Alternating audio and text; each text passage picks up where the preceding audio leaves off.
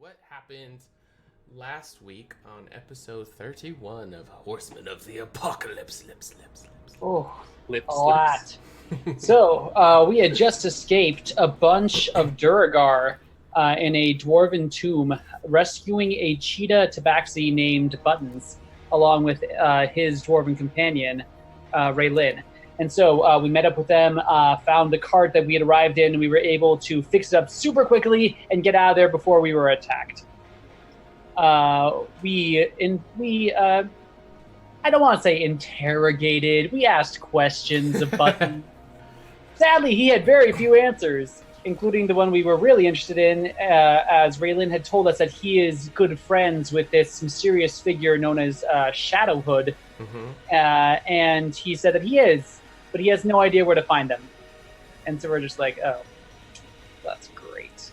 So we moved on. We decided to go on the other major lead we had, who is to find the person who actually trained Alundra. And that was a man named Solomon. Mm-hmm. And so we found out where he lived, what village, and so we decided to acquire the cart that Raylin had gotten and make the 2-day journey there. And we arrived, and things seemed to be rather pleasant there. There was the old man Solomon, another woman who was very very fond of making pies. And they were just taking care of a bunch of young ladies who were on the path to priesthood. Okay. So we decided to interview Solomon a little bit, found a lot of new information, including the fact that he was the one who made the Sister Stones. And he has a very unique Sister Stone that apparently, first of all, it's white, and that is because Alundra was able to combine the 3 colors of the Sister Stone, the blue, the red, and the green, into one stone, creating this apparently one-of-a-kind white Sister Stone that has never been seen again, and he was not very keen to give it to us, despite us saving the world. So he's mean. It was bonded to him for life. Uh-huh. There are ways around that one. Very, very obvious way around that. The Kurtz way? It'll happen. It's fine. It'll be fine. Let's see. We also found out a couple of twists in that apparently not all of the head priests have had white eyes, but there have been 5 in history, aside from Alundra, that have.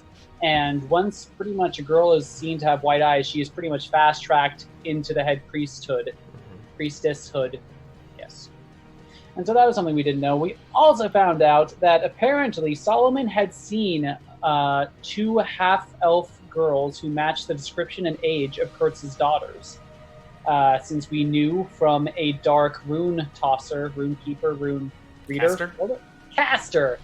Because we found out from him that they are still alive, we'd been looking for any sort of leads, and since Solomon said that the church had acquired them and apparently was teaching them to join the priestesshood, Kurtz didn't take super well to that news, and he needed a little time out, in which he played games with the students and cooled off while Urgra chaperoned.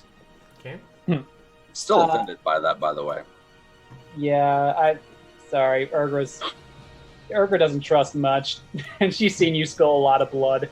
You just wait. Blood was spilled. Yeah, you just wait. We're just getting warmed up. But other Every than sunrise that, is a red sunrise with Kurtz. yeah. But other than that, the party had a conversation in which we discussed what we had achieved in years 1 and 2, and decided that we wanted to try our hand at the first year when a horseman arrived, which is year 5, the horseman known as Conquest. We were able to find out where exactly he first appears on day 7, and that is our next stop. Okay. All right, so... All right. So last time we were in the village of Glanchester, which was the home of Solomon, a very well-renowned member of the church, who had actually raised and found the High Priestess Alundra. We ventured there to find out what he knew about Alundra, anything that we possibly didn't know, and also to find out a little bit more about the Sister Stones, these magical artifacts that he crafted apparently from a meteorite that fell from the sky. We learned a few new things, not as much as we had hoped, And we decided to squeeze that rock for every drop of water we could, and we convinced him to take us to the location where he found Alundra, a place in the woods just a few miles away from the village. And upon arriving there, we did discover something unique in that, unlike most of Candoria and the most of the world that we have been exposed to, there is always some sort of magical essence, some sort of magical aura present. That was not the case in the one location where Alundra was found, and kind of gave us a little bit of the heebie-jeebies. And as soon as we left the area, magic was back. Magic worked, but there was no lingering aura, which was a stark contrast to what we were used to. Okay. So with that heartening experience, we went back to the Void to talk to Alundra and try and get a little more information, only to discover that apparently crystallized Alundra has amnesia and can only give information when it is very distinctly prompted. Okay. Practically, we have to tell her, and she can confirm yes or no. That is her mode in this campaign. You got one job, bitch. Okay. You know what that reminds me of? The fucking hologram in iRobot, where you're like, I'm sorry, you must have to ask a specific question for the right answer. Oh, yeah. That's awesome. So, with just the slightest bit of confirmation of all of our hard work, we decided to thrust ourselves into year 5. Upon arriving, Candoria still did not have a wall for defenses.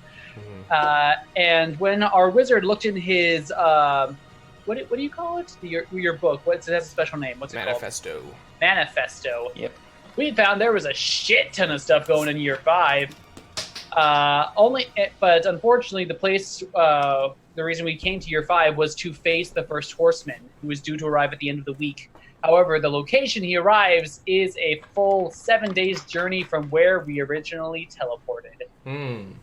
And so we are going to the Revenant, where all the wizards live, to see if we can strike a deal to teleport us, if even closer, to hopefully get some more things done than just purely a week of travel. And so we're going to see how that goes. But on the way there, we discovered that a casino that had given us many troubles in the past had been rebuilt. And so Rin and Urgra decided to venture in. We poked around, looked to be a hopping place. And who should be there but the party's longtime nemesis, Kane, one of the head members of the Cult of Chaos. Rin, not allowing this opportunity to sneak by, saw him deliver some sort of package to a tabaxi, who then went in through an underground hatch door and disappeared. So Rin, accompanied by Urgra, Rin disguised himself as Kane and got through the trapdoor, through the guard, and we went on a chase, following the tabaxi. Who knows where? Who knows what accomplices or backup he had? But luckily, we weren't attacked. We came out on the coast, and we saw that he was getting away in a rowboat, and Urgra tried to shoot him, failed. And so Rin decided to alter self into an aquatic form and chased, and he eventually was able to catch up after some harrowing dice rolling. He was able to get onto the boat, seal the package, and then rejoined Urgra back on the beach. The tabaxi, however, got away. After spending many inspiration points from the viewers, thank you guys. Great roll. Generous viewership during that half hour. I know he's trying to get the paddle. Yeah. I wasn't complaining. Yeah. And so that is where... And so upon opening the package, they discovered that the package was full of some type of lily flower. Neither of us particularly knew what it was for, but we are hoping to go to the Revenant and maybe get into the library to do some research. Meanwhile, Kurtz and Finley, playing the level-headed members of the party for once, are shopping for provisions for our possible week-long journey across the continent. Okay. And that is where we left off. Other than that, what happened last week on episode 33 of Horsemen of the Apocalypse, Season 1, In a World Shrouded in Darkness. Last week, we started off on what seemed like a pretty bright note. Kurtz and Finley going shopping. They went to the Mages for Ages shop and made the acquaintance of a shopkeeper named Merlin, who was currently having a bit of an argument with a woman dressed all in black leather, seemingly very intimidating with a huge sword over her back, and who we learned was named Vanna Hellsong. Yeah. It's exactly what Hell you song, think. right? I thought it was Hell Sang. It was song. It was song. Oh, Yay, or song. cheers. Thanks, Jimmy. Mhm. I'm pretty sure it was a U because that was the typo. Because it was like hell song. Mhm. Song. So, and she was upset with the shopkeeper because he didn't have any holy water for what her next adventure was. So she left in a huff. However, Kurtz asked her to wait around and because he was interested in what she was doing. So Finley and Kurtz went inside, looked around, found there was really not much magical in this Mages for Ages shop. After a little snooping, however, they found some very interesting items, one of which being part of the staff of the ex-High Priestess Alundra, just sitting in the back room. Just hanging out. And so after some attempted negotiations where Merlin got, a little cagey and wily and not very acquiescing, sure. Kurtz decided to take the 5-finger discount and took the staff. And I think, to be honest, it's probably the not a 5-finger but a fist discount. It's a 5-knuckle discount. 5-knuckle discount. That's it. Yeah. Semantics. One stole shekel shit. And so what they basically hung the little gnome up by his wrists using manacles off a chandelier, pretty much fleeced the place of everything that they thought looked valuable, including the little gnome's wands, labeled lefty and righty, and turned the sign to close on the door and left. After that, they talked to Miss Vanna and found out that apparently she is a monster hunter and her current quarry is a vampire that is hanging out around the village of Naporia, which we have visited in the past. And apparently this vampire is building up an army of spawn or of undead, and it's getting a little worrying. Vanna says that she has had 12 encounters with this thing, but somehow both of them have survived. Lots of hijinks, I assume. But she asked for the party's help, which Kurt said, meet us tonight at the Red Dragon Inn, and we will see how it goes. Meanwhile... Does anyone else get that level of incompetency, kind of like Hotel Transylvania 3, where it's like Helsing and Dracula and that little version of, I will get you one of these days? Yeah, the absolute amount of failures that she has trying to get him. Yeah. Well, it's reciprocated, so she can't not doing too bad. Yeah, always she get could be consent, hyping up her kids. end of the Always story. get consent. Throughout all the years. Yeah. So meanwhile, with Urgra and Rin, they had found a package that originally came from the casino from... What is his name? Was it Bane? It's not Bane. Kane. Rhymes with Bane. These rhymes. Yes. But he was sending this package rather secretively, so we decided to intercept it. We were able to get it after everything going perfectly. And we opened it and found that there were 5 lilies inside, which we had never seen before. So what do? You go to the library. We looked it up, and we eventually found that it is a flower known as lion's bane, which had to do with the reincarnation cycle of the Tabaxi people. PBS taught me well, it did. And so, having finished that, we decided to complete our original quest, which was to try and find transportation magical to the village of Kelna, which we know the first Horseman conquest will appear on day 7 of this week. And looking at a map, it would take us 7 days or 6 days to get us there by cart. We were hoping to get a more expeditious route. Through some talking, we were able to find out that apparently Kelna is quarantined because there's a plague.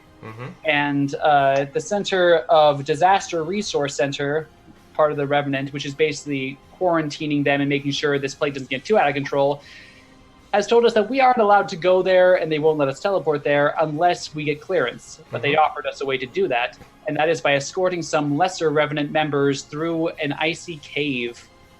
And that will take place in 4 days. And we agreed, because that would save us a lot of time. And in the meantime, we met up at the Rat Dragon Inn as well as Ms. Vanna, and we decided to check on this vampire thing. We stocked up on some holy water, not as much as Urga would have wanted, but some. And She wanted a 10-pound chest full of holy water. It was Good God. It was poo-pooed, but I thought it was Kurt, I don't think you can carry that much water. It's on a cart. Oh, on a cart. Oh, I thought you said in a chest. I thought you were like... The chest is on the cart. Okay, I thought you were hinting at his chest. Chest can that's only always on his back. carry, what is it? It was like 300 cubits or something like that. Is cubit Yeah. an actual unit of measurement? Or... I'll check on D&D Beyond. D&D Beyond, where we build all We of our speak characters. common. There we go. Good But plug. in any case, I feel like doing that a should be little like more a riddle. shopping. What kind of chest do you find on your back?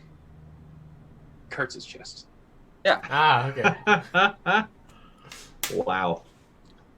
But in any case, we completed our shopping, and we are now on our way over to Naporia to find out what is up with this vampire, hopefully secure Miss Vanna as a companion for the entire week, and possibly going with us in the ice cave as well as facing the first horseman, because we probably will need all the help we can get. Awesome. So, to a recap, what happened on episode 34 of Horsemen of the Apocalypse, season 1? Our much. party, arriving in year 5, the year of the first horseman, we kind of had an idea that we wanted to see a horseman, see what it was all about. Little did we know, year 5 was chock full of just so much to do. The thing we are currently involved in is a monster hunter named Vanna Helsing, or Helsong. Helsang. Helsing, sure. Just Sure. no eye. That's all you got to remember. No eye. It's song, but yeah, who cares? She asked for our help, hunting down a vampire of all things, if you can believe it. We agreed with the condition that if we helped her with her monster, she would help us with our next event, which would be the Horseman. And so we ended up in the familiar village of Naporia, where apparently the vampire had taken residence. We searched out and found out that he was sort of hung out in this graveyard, and so we sort of tried to create a ambush, only to find that he was already there, burying a body. And so we decided to initiate combat. Things were looking good. Our fighter had haste cast on him. He had protection from evil and good cast on him. He was super buffed. Everyone else was less buffed, but it was okay because Kurtz was going strong. And then, the vampire just started calling in 3 minions every single round. Mhm. So that was fun. But somehow, through the grace of our watchers who kept on pumping us with inspiration, we were somehow triumphant. Awesome. At that point, the vampire turned into mist and started to retreat back to Naporia, where we assumed his coffin would be. We were able to cut him off since we had a wagon which could travel faster than his mist form. And we were able to locate his coffin in an abandoned mansion on the outskirts of town. And so we decided to go in. Vanna had told us that she had an ability to destroy the coffin, but it would take some time and would leave her entirely defenseless. So we told her to start immediately before the vampire mist returned. And she began to do that. Okay. And upon the first damage to the coffin, suddenly we heard a noise of not being alone in this giant mansion. And with 3 of us and Vanna in the manor, and Finley taking care of some personal business by a tree outside by himself, that is where we pick up. Anyway, last week, episode 35 of Horsemen of the Apocalypse, we were on day 3 of year number 5, and we had been conscripted by a NPC, Vanna Helsung, copyright not infringed, to help her battle some vampires. We went toe-to-toe with what seemed to be their leader, who summoned an obnoxious amount of minions per round in a previous battle, but through luck, strategy, and no small part of the HotA fans who kept on buying us inspiration, we were able to somehow win the battle. Yeah. That was pretty surprising. No idea But- how. However, at that point, the vampire turned to mist and escaped. So we decided to try and get to his hideout where his coffin laid before he returned. We made most haste. We were able to stealth through the village where he was camped up and went inside the home and was able to find his coffin without too much trouble. And our ally, Vanna, started a ritual to start to destroy the coffin. However, as soon as the first damage was done, the house began to shake, and every type of enemy you can imagine, mostly vampire spawn, came out of the woodwork. As long as everyone you're imagining is the same one. Were there any type of enemies that came out? No. No. No, not one. Well, I misspoke, okay? I mean, technically, Rin did think the vampire came out for a little bit. Oh, that's true. Go ahead. And the woodwork, including actual wood. As Finley was peeing on a tree, a vampire appeared in the branches. What happened then was a interesting fight where we learned that Vanna would need a full 10 rounds to destroy the coffin without being disturbed, while continuous vampire spawn would continue to come out. And meanwhile, Finley was by himself in a courtyard with one vampire spawn coming every single round. One vampire, two! All of them came to me. However, he came up with a rather intriguing strategy. Ducking out of sight of everyone for a moment, he used disguised self to transfigure himself into the vampire lord and tried to deceive the spawn into believing that he was their lord and master. Turned out, worked a little too well, as Rin saw him and mistook him for the vampire, whereupon Urgra and Rin opened fire upon Finley. Now, luckily, Finley didn't die. He had what, 1 health, 2 health, something, 1 or 2? Yeah. And was able to convince the spawn in his vicinity to play a game of, what was it? Devil, demon. Duck, goose. Duck, goose. Devil, demon, or duck, goose. There you go. And only took about, I think, 8 slashing damage when one of the vampires got a little too rambunctious about trying to catch him as he ran around the circle. However, it was all for the good as the coffin was destroyed with the help of Vanna. Kurtz, Urgra, and Rin were able to destroy the vampire spawn with Finley taking out all of his new friends as they were just huddled together in a little kumbaya circle with a shatter spell, destroying all of them instantly. Okay.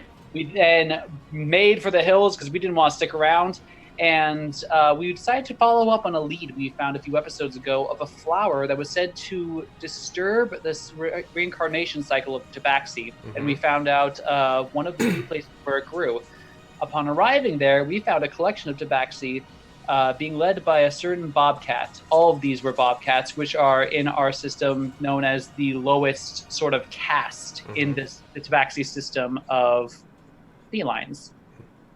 And they were told that eating the flower and then killing themselves would allow them to go backwards to the highest rank, which is lion.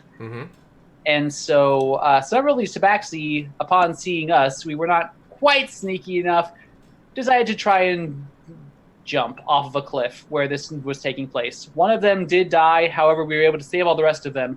However, before we were able to talk to the head bobcat, who went by the name of Princeton, he took a poison pill and killed himself.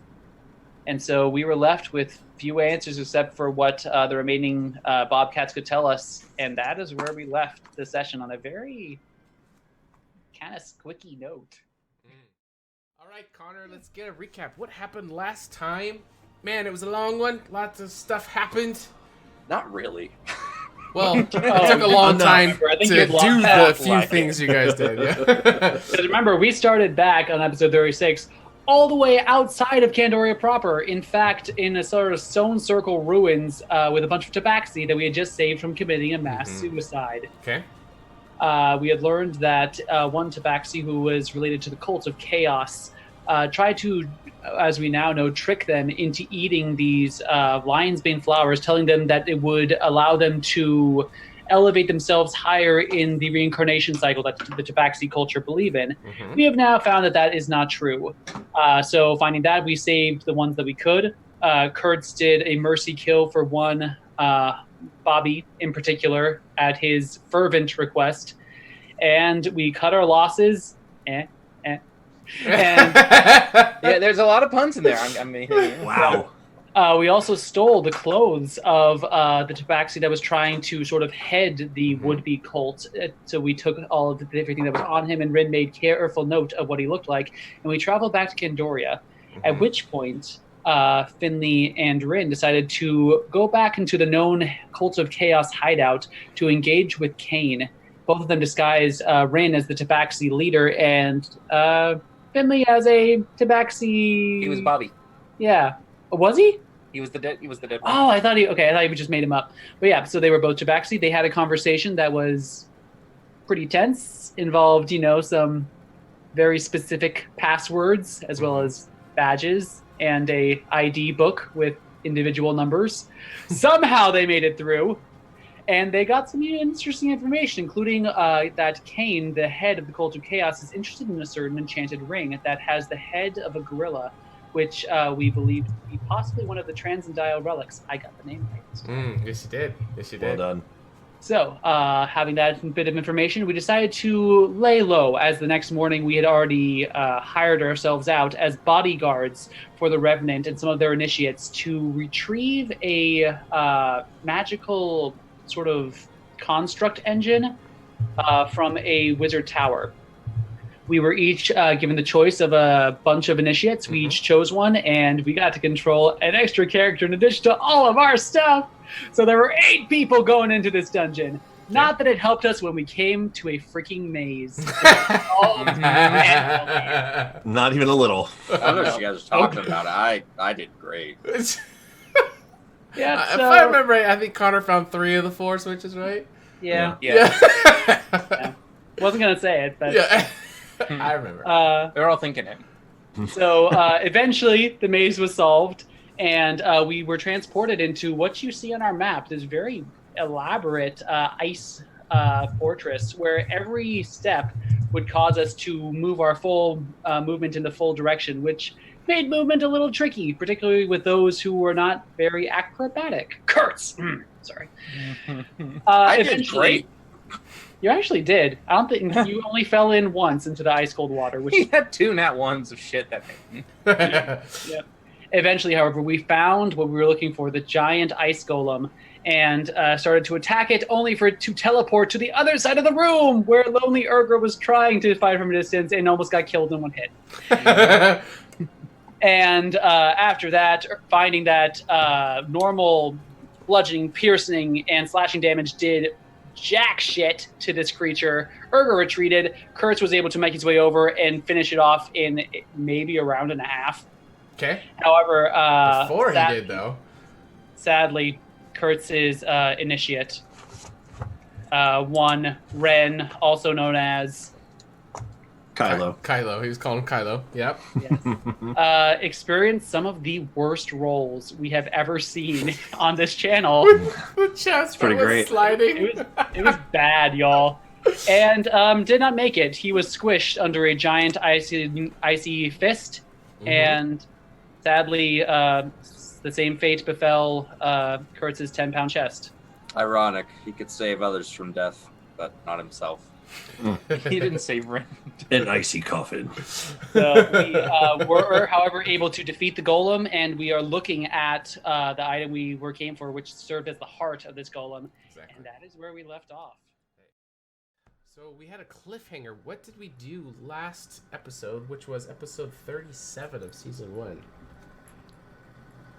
So last time, we had just returned from a cave of ice and just really OP monsters that we somehow defeated. But after that, a little bit bruised and beaten, we returned to one of the Revenant... what is the name of that Revenant place called? I forget. The DRC? BRC. DRC. Yep. DRC. And we met up with our dear, very blank-faced Olga, who offered us very lukewarm congratulations, took the object that we were required to get, didn't seem to really care that one of the people under our care had died, so long as they had, signed on the dotted line, waiving their rights to, recompensation. And life carried on. Now, at that point, it was about maybe early afternoon, and we're like, you know what? We are leaving tomorrow to this horrible place. We're probably going to face a horseman. Let's just relax.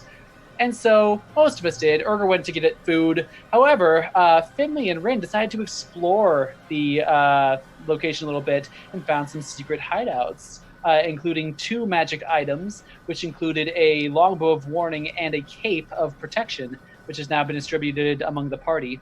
Okay. They also found the location of some amulets that will apparently protect anyone from being diseased by any sort of magical pestilence, which is very important for where we are going. Now, we were already promised these amulets, but Rin, thinking ahead, just on the chance that everything screws us, he took 5, because we now have a NPC with us, just on the off chance that we get screwed, so we're covered either way. Okay. So we got those. Urgra, while going through the town, making sure nothing crazy was happening, came upon a restaurant called Monster Cuisine and discovered that a goblin and ogre duo were apparently planning a genocide of flumphs Okay. in the crater outside of the city. Urgra realized she could not allow this to stand, got the rest of the party, and they summarily slaughtered the goblin, collecting one of the blue orbs that Finley has been looking for, Okay. and were able to avert that problem. After that, they went back. Urgra tried on the cloak of protection. It caused her to grow major sideburns. She then defrocked Finley and threw him out into the hallway and locked the door behind her. And things progressed. Other than that, though, I don't think anything else really happened. We slept. Urgra and Vana had a little heart-to-heart, but we are all ready for what is to come. So, episode 38, the party arrived in the village of Kelna, where we had heard a plague had happened, and our local wizards had isolated the plague, quarantined it to make sure that the entire continent would not be succumbed. So, we arrived and we found a giant bubble of magical energy completely encircling the north side of the town. We walked up to it, tried to attack it. Nothing happened. Tried to cast spells at it. Nothing happened. Tried to look over it. Nothing happened. It was basically an entire bubble of nope. Okay. And so we were told that, however, we were expected, and that they had already sent a party of adventurers, specialists into the bubble, which they can open up at a certain time. And they had gone in, and when they came out, we were going to go in. So time passed. We did a little reconnaissance. We looked around the village, found a couple of useful items. And after that, took a long rest, and we arrived at our rendezvous point, only to find no one was rendezvousing with us. Uh-huh. The party that was supposed to be going back out of the bubble never showed up. We decided to proceed anyway, taking the 4 of us along with our NPC, Vanna Helsing, our blood hunter, vampire hunter. And we entered the bubble. Immediately, there was a miasma that was not very friendly looking. However, luckily, we had obtained revenant medallions that protected us from poison, the poison condition, and all poison damage. And as we were exploring, lo and behold, a horseman popped up. Conquest, played by our amazing developer, Spaz. And his steed. Threats were made. Conquest seemed a little off, a little twitchy, and also had a thing of talking to his bow, which is always sure sign of sanity. So, combat ensued. Kurtz came out swinging, unloading as much as he could in the first 4 rounds, doing I think over 100 damage, which is pretty impressive for level 5. And then Rin using long-range spells, Finley using his crazy mask to just make himself more effective. Urgra, she just tried to stop the horses from blowing other people up, but she did her best. However, Kurtz was the first to go down. Urgra almost followed, except for her half-orc resilience, which kept her up to 1, and then she activated her transdial relic, which allowed her to turn to a giant snake to soak up a few more hits, allowing Rin to deal the final blow with his flaming spear. Okay.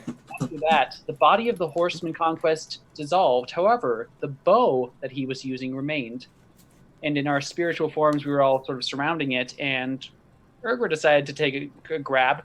And as she did, she heard a voice in her head saying, "Beware, there will be consequences." She grabbed it anyway. Of course. And so now she has a super cool new bow.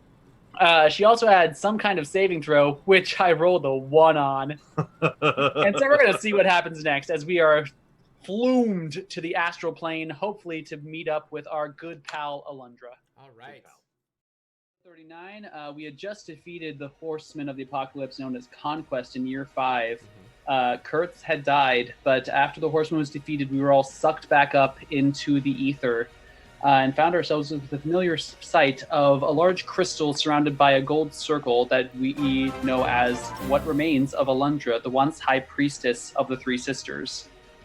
We noticed that the ring had a small crack in it, which was new. We talked with Alundra about what we had learned about the year, and she had solo little conversations with each of us. Not too much was learned. If you guys want to talk about what you guys learned in yours. This is Alundra. What do you learn with Alundra? Yeah. We had some platitudes, words were spoken, but not much was learned. And we decided to move forward chronologically into year 6. We arrived and found ourselves back in Candoria. We first thing we did was we looked up in Rin's manifesto the collection of information of the 20 years from when the horsemen first started to appear, or when the goddesses left.